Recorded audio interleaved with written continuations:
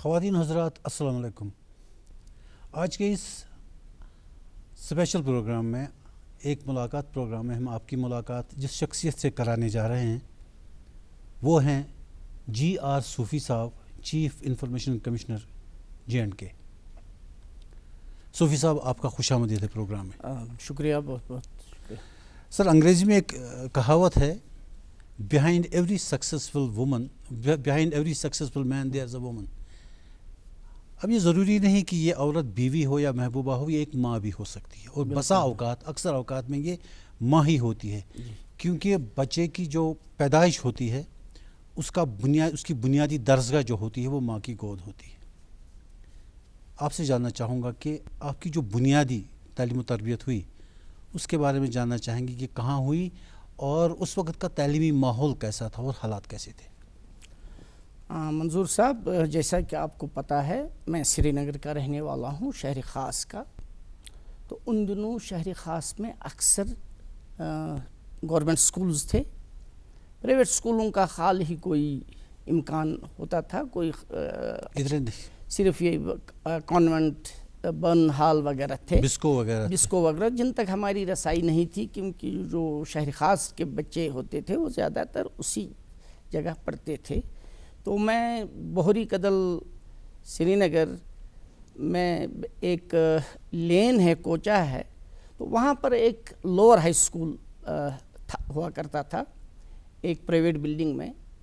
تو میں نے ابتدائی تعلیم پرائمری وغیرہ کی وہیں پر حاصل کی ہے, اور بیچ میں شاید ایک سال میں چوتھی جماعت میں اسلامیہ اسکول میں بھی ایڈمیشن لیا تھا میں.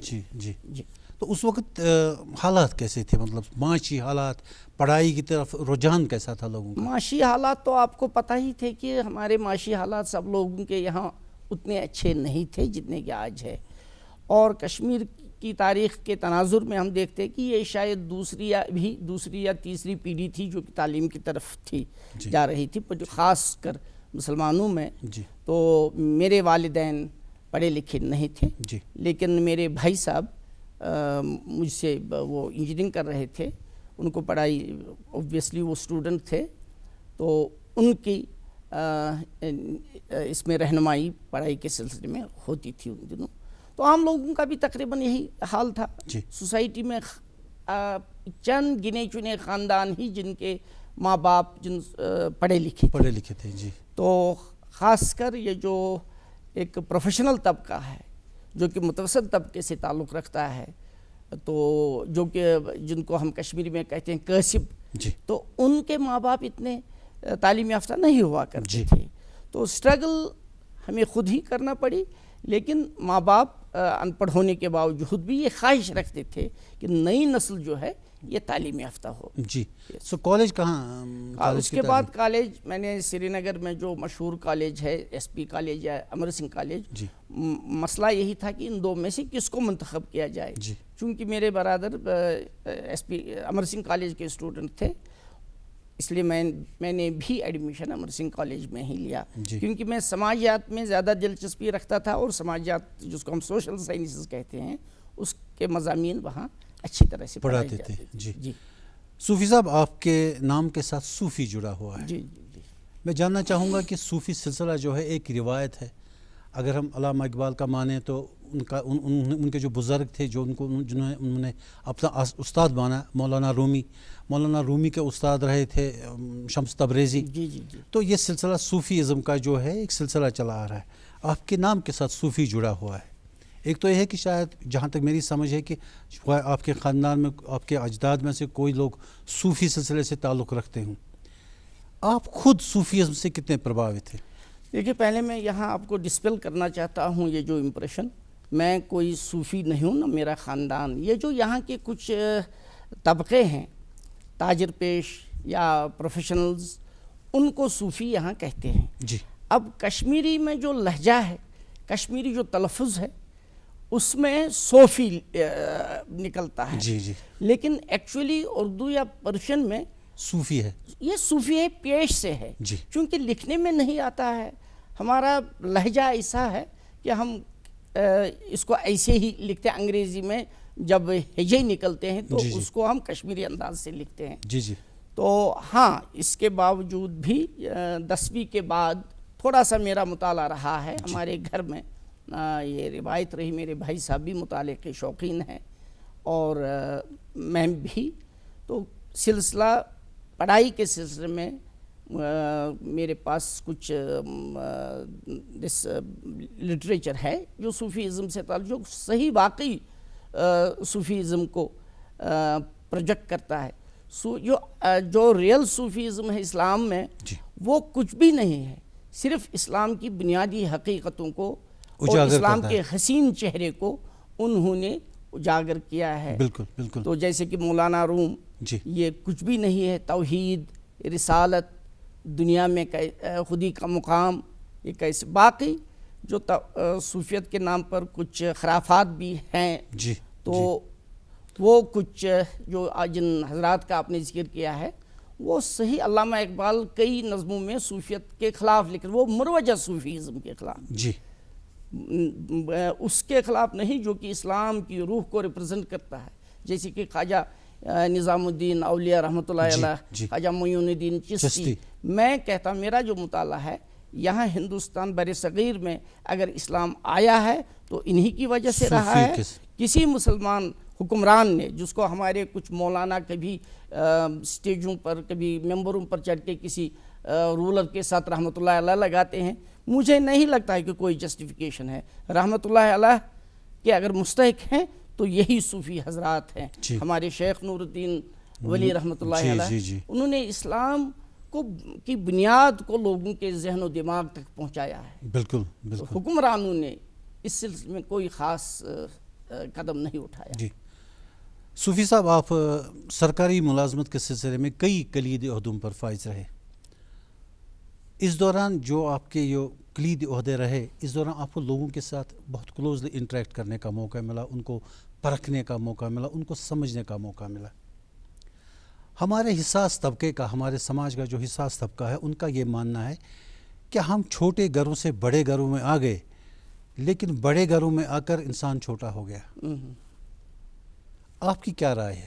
معاشی طور ہم آگے بڑھ گئے، لیکن کہیں ہم ہیومینٹی اور جو ہمارے انسانی خصلات تھے، خصائل تھے، ان میں ہم کہیں پیچھے رہ گئے.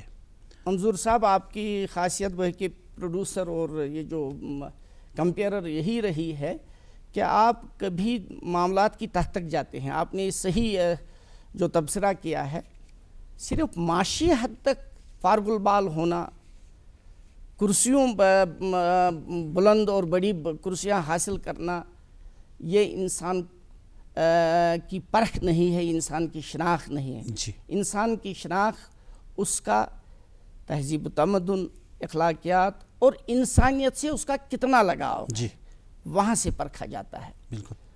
ہاں، اکثر معاملوں میں جب بھی کرسی بڑی اونچی ملتی ہے تو نخوت اور غرور اور جس کو اروگنس آف پاور وہ آتی ہے. تو مجھے اس کے ساتھ ہمیشہ سے ہی چڑ رہی ہے. میں اردو ادب کا بھی طالب علم رہا ہوں. ہندوستان کے آخری مغل رولر بہادر شاہ ظفر کا ایک مشہور شعر ہے، ظفر آدمی اس کو نہ جانیو ہو، وہ کیسا ہی صاحب فہم و ذکا، جسے عیش میں یاد خدا نہ رہی، جسے تیش میں خوف خدا نہ رہا. کیا بات. بس یہ نچوڑ ہے اس آپ کے سوال کا. لیکن اکثر ہم لوگ کرسیوں پر، عہدوں پر، شہرت پر جب پہنچتے ہیں تو اس بنیادی بات کو بھول جاتے ہیں جو کہ اسلام کا بھی اصول ہے. قرآن کریم میں کئی جگہ کہا گیا کہ جو نخوت اور غرور ہے، ہماری جو اسلام کی بنیاد ہے کہ آدم کی پیدائش کیسے ہوئی، پھر وہ جنت سے کیوں نکلا. تو علماء کہتے ہیں ایک ریزن یہ تھا کہ ابلیس نے کیوں سجدے سے انکار کیا، وہ خدائیت کو چیلنج نہیں کر رہا تھا، غرور میں آ کر، کیونکہ وہ اس نے کہا کہ میرا منصب اللہ تعالیٰ نے بہت بڑھایا ہے، لیکن یہ جو آدم آج آیا ہے اس کا منصب مجھے کیوں اس کے آگے سجدہ کرنے کی یہ حکم دیا جاتا ہے. وہ کہتے ہیں نا بقول ندا فاضلی، کوئی ہندو، کوئی مسلم، کوئی عیسائی ہے، سب نے انسان نہ ہونے کی قسم کھائی ہے. یہ آج کل کے حالات کے تناظر میں کہہ رہا ہوں. یہ تو خیر آپ نے اونچے عہدوں والوں کا ذکر کیا کہ جو اقتدار کے نشے میں پھر بھول جاتے ہیں دوسرے انسانوں کو، یا اس حد تک وہ انسانیت کی جو فرائض ہیں ان کو پورا نہیں کر پاتے.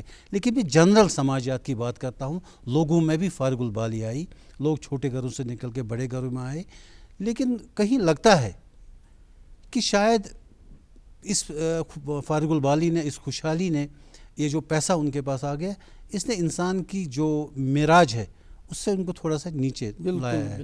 جی سر، آپ کے جو سبجیکٹس رہے تعلیم کے دوران، ایک تو آپ کے اپنے سبجیکٹس سے جو آپ کا سلیبس وغیرہ ہوا کرتا تھا، اس کے علاوہ جاننا چاہوں گا کس چیز نے آپ کو زیادہ متاثر کیا؟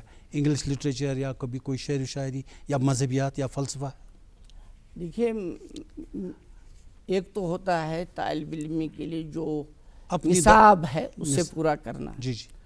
پتہ نہیں اللہ کو کیا مجھ سے کام لینا تھا. مجھے 9ویں جماعت سے ہی نصاب تو میں مختصر وقت کے لیے پڑھتا تھا، جس کو درکار تھا وقت، جو ہر اسٹوڈنٹ کے لیے ضروری ہوتا ہے، جو کہ ہر اسٹوڈنٹ کے لیے ضروری ہے. لیکن مجھے جس کو ہم انگریزی میں ایکسٹرا ریڈنگ کا شوق ہوا. جی.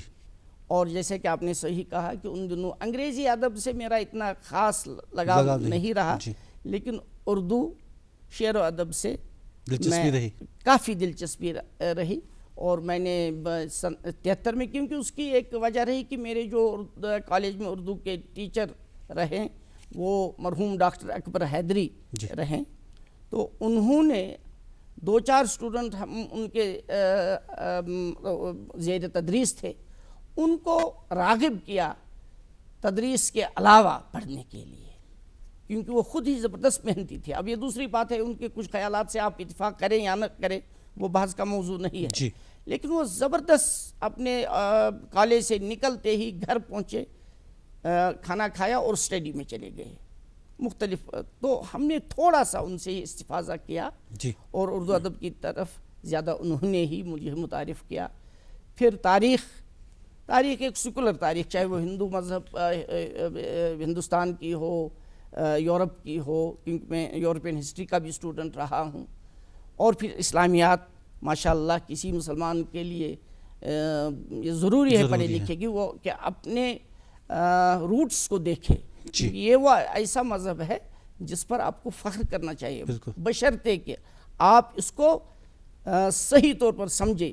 یہ صرف نہیں کہ یاسین القرآن تک آپ نے تعلیم حاصل کی اور کسی مسجد میں کسی ایسے مبلغ جس کا نظریہ وسیع نہیں ہو، جو کہ اسلام کے جس انسانی روپ کو نہیں دیکھتا ہو، جو کہ صرف ایک فقہ اور جس اختلافی خیالوں میں قید کرے. نہیں، ایک ایسا عالم جس کی نظر وسیع ہو، جو کہ دنیا کے مختلف عقائد پر بھی تھوڑی بہت اس کی نظر ہوگی. کیونکہ پھر اس کا کرٹیسزم اگر وہ کرے، پہلے تو کرٹیسزم نہیں کرنا چاہیے، صحیح بات، لیکن ایک علمی بحث ہو سکتی ہے، اس کی مستند بحث ہوگی. کیونکہ ہم کہیں گے چونکہ ان کو دوسرے تقابلی مطالعہ ہے، ہی از ان اے پوزیشن ٹو سے سم تھنگ. اب کوئی حضرت آج کل یہ فیشن بن گیا ہے کہ آپ مغرب کو اور غیر اسلامی سوسائٹیز کو کرٹیسائز کرتے ہیں.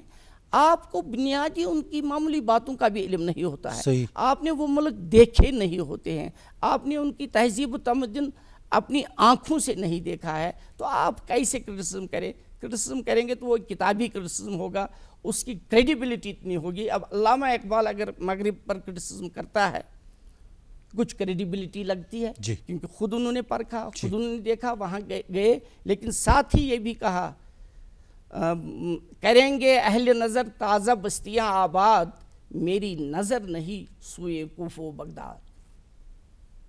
دنیا میں جو نئے خیالات ہیں، مذاہب ہیں، تاریخ ہے، میری نظر اس پر ہے. میں صرف بغداد اور کوفے کو، جو کہ وہ اشارہ کر رہے ہیں کہ جو اسلامی سلطنت عباسیہ کا دور تھا، اس کی طرف یہ اشارہ کر رہے ہیں کہ کیا علم و ادب کی ترقی ہوئی تھی اسلام میں.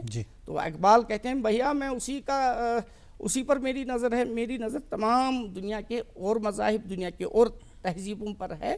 لیکن پھر انہوں نے مغرب کی کچھ باتوں کو کرٹیسائز کیا، مطلب ایک جینوئن Genuine وہ criticism. ایک علمی. اب کوئی جس کو علامہ نے خود کہا کہ 2 رکعت کے امام، وہ مغرب کے خلاف لوگوں کے دلوں میں زہر بھرے، لوگوں کے ہمارے نوجوانوں کے ذہن و دماغ میں زہر بھرے، وہ اچھی بات وہ نہیں. اچھی بات نہیں. جی صوفی صاحب، پیسہ ہر شخص کی زندگی میں ایک اہمیت رکھتا ہے. آپ نے اپنی زندگی میں پیسے کو کتنی اہمیت دی ہے، خاص طور سے اس انداز سے کہ آپ بڑے کلیدی عہدوں پر فائز رہے ہیں، اور اکثر یہ لوگوں کا ماننا ہے کہ جب کوئی بڑا افسر بنتا ہے تو اس پر، یہ ہر ایک کے لیے لازم نہیں ہے، دیر آر آلویز ایکسیپشنز، جی جی اس پر پیسہ دولت کمانے کی دھن سوار ہوتی ہے، یعنی وہ باقی چیزوں کے مقابلے میں پیسے کو زیادہ اہمیت دیتا ہے، تو پھر ہر چیز غیر جائز ناجائز طریقے سے دولت کماتا ہے. آپ نے اپنی زندگی میں پیسے کو کتنی اہمیت دی ہے؟ آپ کا یہ جو مشاہدہ ہے، یہ جو آپ کا تبصرہ ہے، صحیح ہے. دیکھیں، انسانی فطرت کی بات ہے. ہم چونکہ ایک متوسط طبقے سے آئے ہیں، رادہ متوسط طبقے سے بھی نیچے، ہماری پیسے پر اتنی، ہاں انسان ایک ریزنیبل لیونگ ہونی چاہیے، جی لیکن پیسہ بذات خود یہ نقطہ مطلب کہ مرکز نہیں رہنا چاہیے، زندگی کا مقصد زندگی نہیں کا ہونا مقصد چاہیے. نہیں ہونا جی. چاہیے. تو اس کے لیے پھر ایک پرٹیکولرلی اگر آپ ایک کوئی سماج میں بننا چاہتے ہیں تو پھر تو ایک انڈسٹریلسٹ جو ہے، انڈسٹریلسٹ کا کام ہی ہے کہ پروڈکشن کو بڑھائے، منافع کمائے. تو بحث ایک اسٹوڈنٹ، ایک طالب علم، اور پھر کچھ آپ اگر آپ کا کچھ مطالعہ ہو، یہ ایک دوڑ ہوتی ہے تو انسان سب کچھ بھول جاتا ہے، پھر انسان کی صلاحیتیں نکھرتی نہیں. جی. یس سر، آپ انکم ٹیکس ڈپارٹمنٹ میں بھی ایک کلیدی عہدے پر فائز